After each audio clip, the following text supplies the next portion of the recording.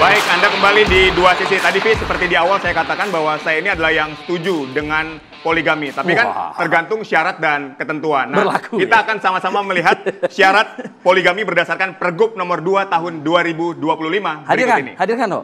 Jelas di sini terpampang, Ho. Betul sekali. Nah, kita bisa sama-sama baca ya. Ya. Izin beristri lebih dari satu harus memenuhi persyaratan. Pertama, istri tidak dapat menjalankan kewajibannya, Vi.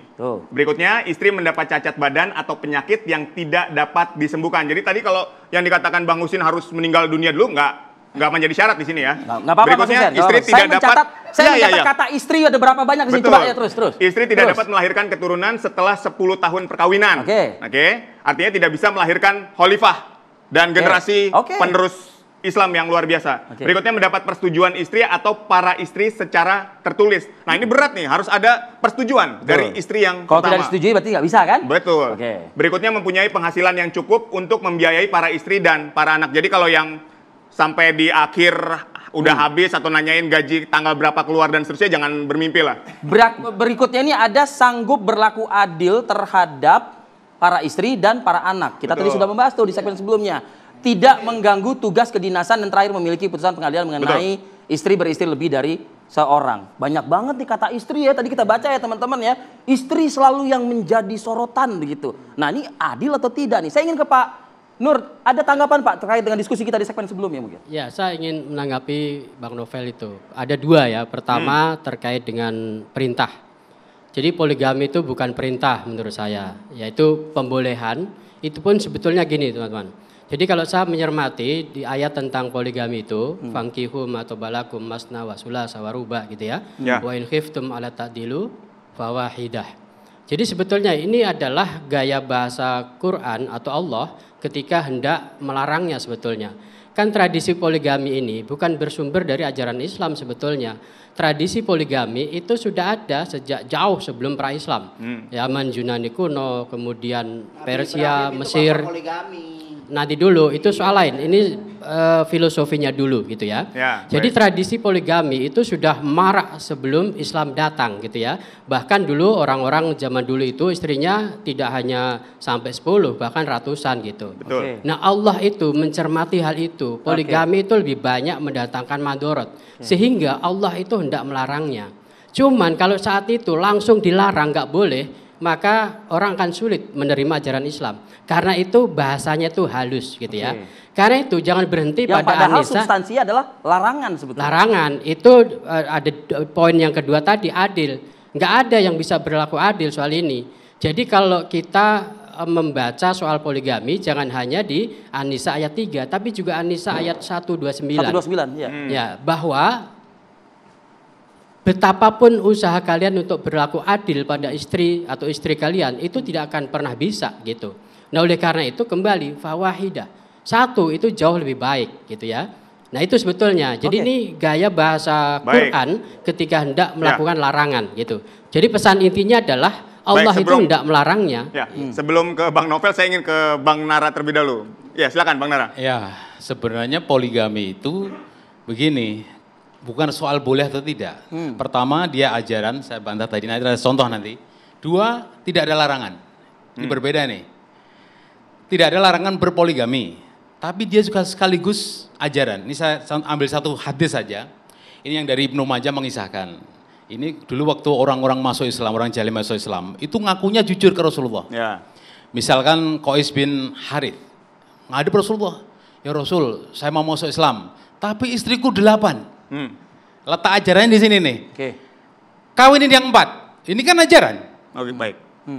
Jangan 8, ambil yang 4. Kenapa istilah 4 itu muncul? Karena kisah 2 ini. Rasulullah membatasi. Itu ajarannya.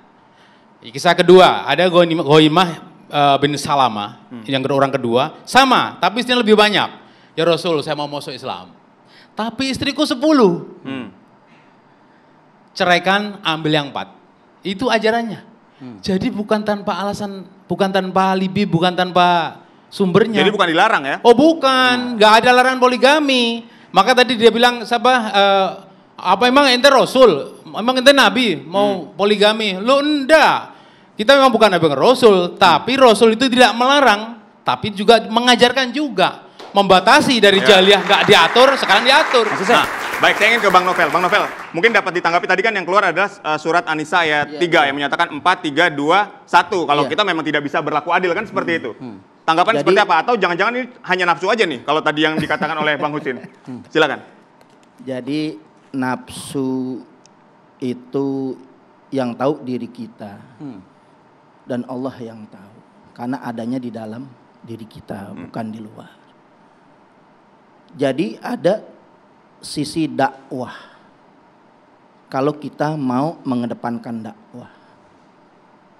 Karena poligami ini walaupun bagaimana Rasulullah itu uswatun hasanah. Contoh.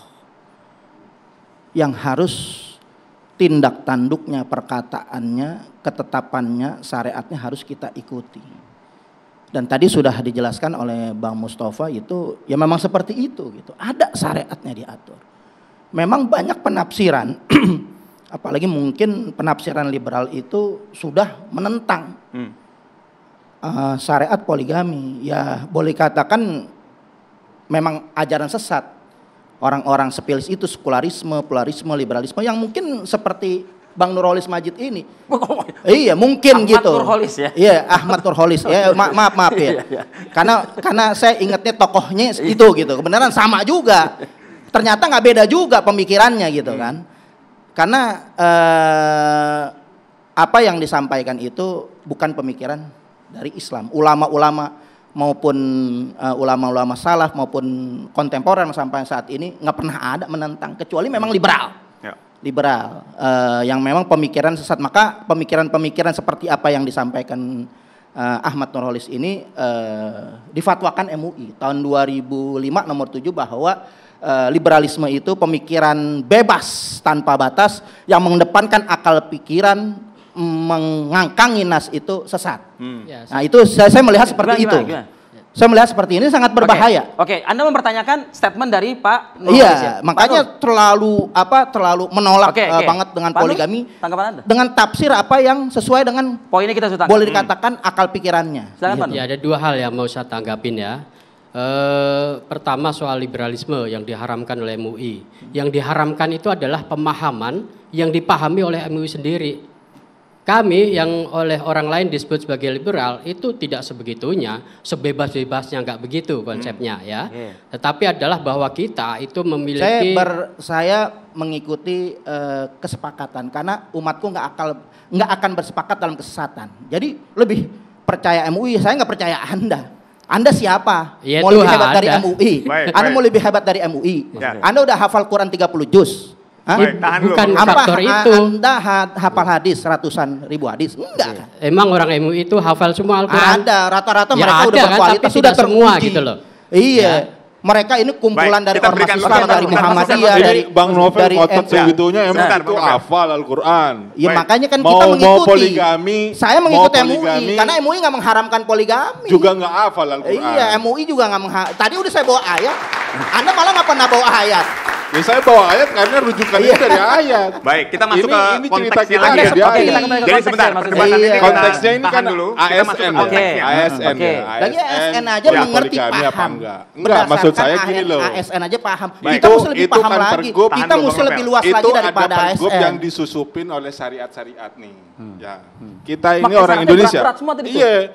Kita ini orang Indonesia. Kalau dulu Soekarno bilang, lo boleh Hindu tapi jangan bawa tuh tradisi India. Lo boleh. Ini bukan masalah tradisi. Ini syariat. Jangan dipotong dulu. Iya, syariat ini. Jangan dipotong dulu. Kita paham itu. Lo bawa kearifan tradisi lokal, kita paham. Lo Islam boleh sholat ini segala macam, tapi lo jangan bawa tradisi-tradisi Arab itu. Lo kata si Mustafa tadi bilang, ini gue mau masuk Islam Rasulullah, bini gue 10. Gimana? Ya 4 aja, karena di Al-Quran membolehkan yang 4. Gak apa-apa, itu kan tradisi. Tradisinya orang-orang Arab, kawin 10, 9, 8. Ya, tapi Nabi Ibrahim itu, maksud gua, Abdul Anbiya itu poligami. Maksud saya gini dan loh. Siti Hajar. Ente boleh jadi, masuk Islam, bisa ente boleh itu tradisi. beragama segala macam. Cuman tradisi-tradisi Arab jangan dibawa ke sini. Enggak ada yang kita bawa tradisi. Nah, ini tradisi syariat. mau poligami. Poligami itu apa? Ketentuan. Itu MUI nggak pernah bilang itu mengharamkan, nggak ada memang, nggak ada larangan, memang nggak ada larangan, memang nggak ada larangan. Tapi yang namanya hukum, tapi yang namanya hukum itu diambil dari tradisi. Jangan boleh sebagian, menurut mazhab Syafi'i bisa itu mengambil daripada salah satunya tradisi bisa. Namanya itu hukum tradisi. itu hampir semuanya hukum itu diambil dari tradisi. Ya makanya masih sejalan dengan Islam artinya. Ya iya, maksud aneh itu kan tradisi Arab, Baik, ya kan. Sementara ini di Indonesia, ente mau poligami? Masalah apa-apa. poligami enggak Itu tradisi mau poligami Arab. enggak apa-apa. Dimanapun bisa ada yang 100, ada ketentuan. ada yang berapa. Enggak, Ya enggak kan? mesti tradisi Oke. Arab. Poligami ente, terjadi di ente mana bilang poligami itu saja. kemudian Bang Novel, terus Bang Udin. tiba-tiba kawin Sekarang gini, sendiri saya- 1, 2, 3, 4 Baik. bininya ditinggal. Ini kayak kita Nggak ada jadi seperti apa-apa. itu. Itu fakta kehidupan tuh. Nah, Ya. itu faktanya yang terjadi. Kalau masalah begitu sekarang jangan orang poligami yang satu gembar-gembor aja, gembar-gembor kadang-kadang poligami, berantem mulu, kadang-kadang ditinggal. tapi Jadi kalau ternyata dua-duanya ngomong, Jangan anak-anaknya menyalahkan poligami yang semua. poligami. pemirsa kita nggak dengar nih. Jangan menyalahkan Banyak menunjukkan mudorotnya poligami. Baik, Jangan kemudian- menyalahkan Poligami poligami itu yang banyak satu aja mudaratnya. berantakan. Baik, sebentar. Ini kalau Banyak dua-duanya mudaratnya Iya banyak kalau yang dua-duanya 2, 3, 4 kecuali di Nggak ada Arab. ujungnya nih. Ente bilang di Arab kayak gitu nggak mudorot tuh mungkin. Tapi kalau di Indonesia mudorot karena ini beda tradisi Baik, di bagus. Indonesia. Maksud saya, kita akan lihat juga ini ya. Betul. Pernyataan ya, kutipan dari yang sempat juga kita tangkap di beberapa media yang beredar, pernyataan dari Mendagri. Betul. Nah, jadi Mendagri pun juga menjelaskan bahwa Pergub Jakarta soal ASN boleh poligami itu sebetulnya substansinya untuk mempersulit perceraian. Betul. Jadi jangan juga dikatakan Pergub ini juga langsung menghalalkan yang namanya poligami tadi. Karena memang syarat-syarat yang tadi dibacakan juga berat, Vi. Betul. Nah, sekarang kita ke konteks. Kalau ngebaca tadi syarat-syarat di Pergub nomor 2 tahun 2025, silakan Mas Hussein, boleh dibahas dari sisi konteksnya sekarang kita. Iya. Istri tidak mampu. Nah itu kan sebetulnya kalau saya lihat sebetulnya sulit untuk dilakukan oleh seorang laki-laki untuk poligami. Karena syarat-syaratnya pun satu di ajaran kita sendiri itu harus adil. Siapa yang bisa adil? Punya bini 1, 2, 3, 4 terus dalam menafkahin, dalam apa istilahnya memberikan kebutuhan biologisnya, kemudian menafkahi secara lahir dan batinnya. Siapa yang sanggup? Sementara banyak orang berpoligami itu anak-anaknya terlantar. 1, 2, 3, 4 bini-bininya saling hasad dan hasut. Nggak ada ceritanya terus poligami itu bahagia, tentram. Itu cuman gimmick doang di TikTok. Gimik di media sosial katanya. Tapi kalau Anda melihat ini dari Bang Novel syarat-syarat dari terkesima dengan poligami, pernyataan itu karena emang nyata di kehidupan Anda melihat seperti itu? Jadi saya bawa anak, yang dia punya ibu. baik. Artinya ibu tiri. Kalau kita insya Allah sama-sama punya kesepakatan berdasarkan berangkat dari iman dan takwa, insya Allah semuanya akan terselesaikan. Gak semuanya orang punya pemikiran seperti Ya Anda. makanya kan, Ya maka kan? Maksud dasar aneh yang apa? tadi saya sebutkan itu kan Mudorotnya itu ASN, lebih banyak. digaji oleh negara. Ente punya pengalaman. Berdasarkan itu kan supaya aparat negara, adil, aparatur makmur, negara. sentosa segala macam. Tapi nggak semuanya orang bisa adil, makmur, sentosa gara-gara Kalau poligami. masalah adil makmur sentosa nggak poligami semuanya juga sama. Nggak usah jangan disalahin poligami terus. Oke. Masalah adil hati, memang manusia nggak bisa adil. Sekarang gini, kita punya bapak dan ibu, nggak mungkin kita sama cintanya, nggak mungkin, pasti ada bedanya, lebih dikit. Kita punya anak 4, 5, pasti ada yang lebih kita cenderung untuk lebih sayang.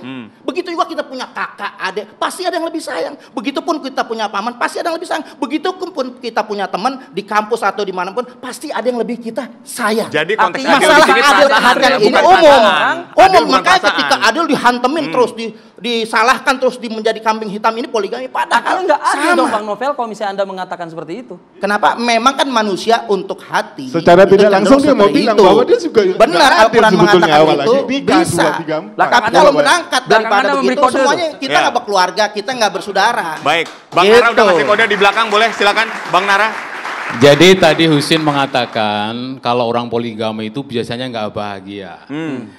Kalau poligami anaknya pada berkelahi, istrinya pada hasad dan seterusnya. Saya ingat sidang pada belasan tahun lalu, waktu itu Egy Sujana sebagai pembela poligami, lalu beberapa pengacara melawan Egy Sujana. Baik. 12 tahun lalu kalau nggak salah, saya hadir juga. Ya. Hakim bertanya, yang kau katakan Gi, bahwa poligami itu bahagia, berdasarkan penelitian siapa?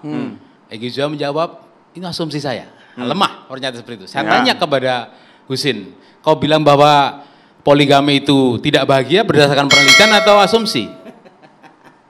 Jawab pendek aja. Itu sudah banyak. Bukan pendek, asumsi atau penelitian? Loh, itu fakta. Oh, susah itu. Penelitian. Berarti asumsi kan? Nggak perlu diteliti lagi, itu banyak beritanya di mana-mana. Karena media itu, mohon maaf. Tapi banyak juga yang poligami berantakan. Nggak ada. Berzina.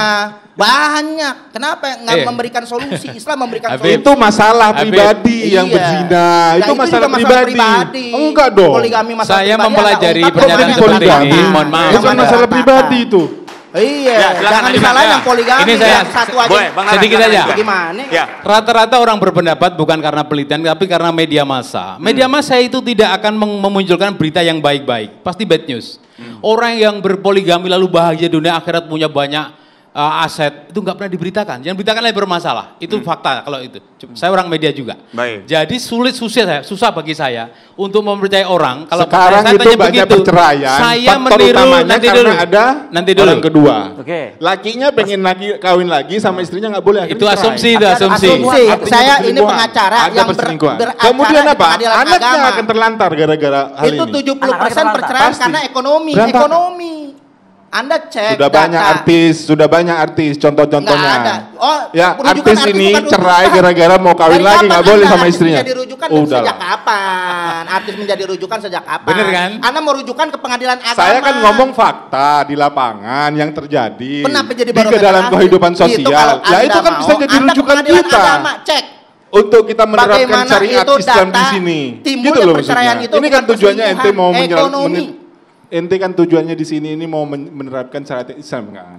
Ya kan? Sementara kita ini punya tradisi di sini. Kayaknya udah kemana-mana ya, udah melebar kemana-mana. Diluruskan oleh Anda kalau gitu. Ya, ini kita bahas apa?